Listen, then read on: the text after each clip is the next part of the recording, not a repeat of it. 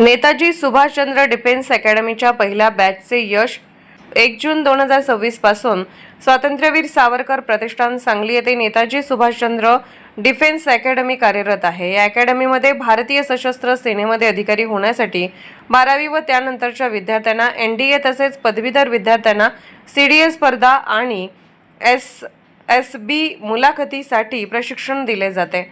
SSB मुलाखती 5 दिवस घेतल्या जातात। त्यात उमेदवारांच्या अंगी असलेले नेतृत्व गुण, टीम स्पिरिट आणि त्याच्यामधील विविध क्षमता यांच्या मानसशास्त्रावर आधारित विविध चाचण्या घेतल्या जातात। त्यानंतर ही 5 दिवस वैद्यकीय चाचणीला उमेदवाराला सामोरे जावे लागते। नेताजी सुभाषचंद्र डिफेन्स अकॅडमीच्या पहिल्याच वर्षी श्री महेंद्र अमरेंद्र देवधर आणि कुमारी संस्कृती रंगनाथ देशपांडे यांची एसएसबी मुलाखती मधून एनडीए साठी यशस्वीरित्या निवड करण्यात आली आहे। या दोघांच्या यशाबाबत त्यांचे सर्वत्र कौतुक होत आहे। या दोन्ही विद्यार्थ्यांना डिफेन्स अकॅडमीचे संचालक निवृत्त कर्नल हेमंत जोशी आणि स्वातंत्र्यवीर सावरकर प्रतिष्ठानचे अध्यक्ष श्री विजय नामजोशी यांनी मार्गदर्शन मिळाले। सांगली आणि जवळच्या जिल्ह्यातील अनेक विद्यार्थ्यांना भारतीय सशस्त्र सेनेमध्ये अधिकारी बनण्यासाठी शास्त्रशुद्ध प्रशिक्षण आणि मार्गदर्शन दिले जात आहे। त्याचा जास्तीत जास्त इच्छुक विद्यार्थ्यांनी लाभ घ्यावा असे आवाहन स्वातंत्र्यवीर सावरकर प्रतिष्ठान सांगलीतर्फे करण्यात येत आहे। तसेच डिफेन्स अकॅडमी तर्फे येत्या 15 ऑगस्ट पासून इयत्ता 9वी ते 12वीच्या विद्यार्थ्यांसाठी व्यक्तिमत्व व कौशल्य विकास तथा एनडीए फाउंडेशन कोर्स सुरू करण्यात येणार आहे। अधिक माहितीसाठी संपर्क www.nsdsangli.com, मोबाईल नंबर 8004 17 04 49। एसएसबीसाठी मार्गदर्शन म्हणून आम्ही सरांना अप्रोच केलं होतं।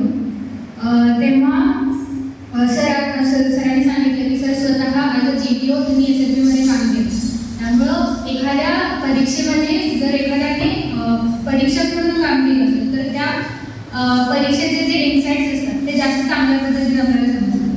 आणि ही खूप मोठी गोष्ट, कारण भरपूर अकॅडमी आहे पण त्यामध्ये असे लोक शिकवतात ज्यांना जास्त एक्सपिरियन्स नाही, पण ॲज अ जीपीओ ज्या व्यक्तीने काम केलं तो व्यक्ती जर तुम्हाला गाईड करतो तर 100% तुम्हाला त्याचा जास्तीत जास्त फायदा होतो।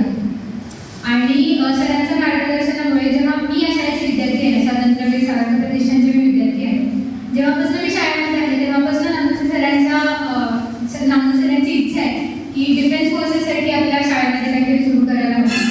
आणि सरांनी आता ती अकॅडमी सुरू केली आणि नक्कीच याचा आपल्या भागातील मुलांना खूप जास्त फायदा होणार आहे आणि मी नक्कीच सगळ्यांना रेकमेंड करेन ही अकॅडमी। थँक्यू। नमस्कार, मी महेंद्र देवधर। माझं सिलेक्शन हे एनडीए लेवल ब्रांचसाठी 33 एसएसबी भोपाळ येथून झालं। रिटर्न एक्झाम पास केल्यानंतर मी देखील सुभाषचंद्र बोस डिफेन्स अकॅडमी मध्ये एसएसबी प्रिपरेशनसाठी मी या अकॅडमीमध्ये आलो आणि त्या अकॅडमीत मला ज्या पण काही महत्त्वपूर्ण जी माहिती असती ज्याच्या अभावी बरेच विद्यार्थी हे वेगवेगळ्या डिफेन्स अकॅडमी म्हणा किंवा उच्च लेवलचे जे करिअर आहे त्याच्यापासून वंचित राहतात, त्यासाठी सांगली जिल्ह्यातल्या विद्यार्थ्यांना एक सुवर्ण संधी आहे। आणि माझं असं मत आहे की जे पण डिफेन्स फोर्सेसमध्ये जाण्यासाठी इच्छुक आहेत त्यांनी नक्कीच या अकॅडमीमध्ये यावं आणि सरांच्या मार्गदर्शनाखाली आपलं यश प्राप्त करावं। धन्यवाद। नमस्कार, मी विजय नामजोशी, अध्यक्ष सावरकर प्रतिष्ठान।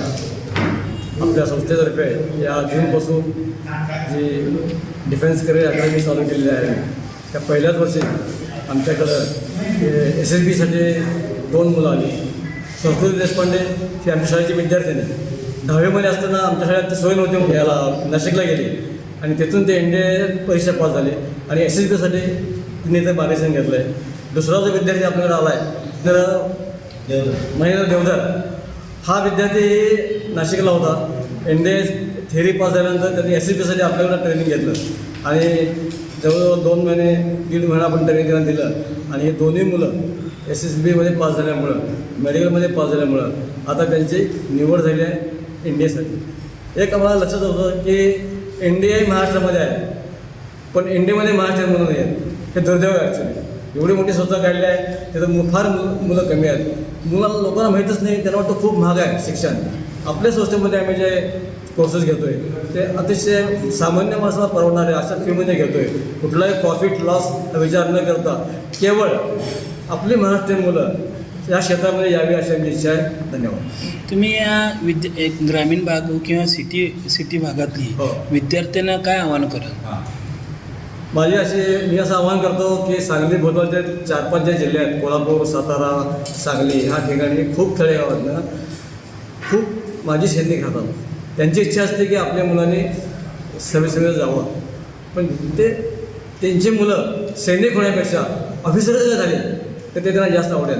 म्हणून मी असं सगळ्यांना आवाहन करतो की सांगलीमध्ये अतिशय माफक याच्यामध्ये अशी उत्तम सेवा मी उपलब्ध करतो आहे, त्याचा सगळ्यांनी लाभ घ्यावा आणि परत एकदा महाराष्ट्र हा भारताचा खडगास्त व्हायला पाहिजे हे जे सावरकरांचं ब्रीदवाक्य होतं त्याप्रमाणे जास्तीत जास्त मुलं आपल्या 4-5 जिल्ह्यातनं आम्ही जर पाठवू शकलो तर ते आम्हाला खूप बरं वाटतं.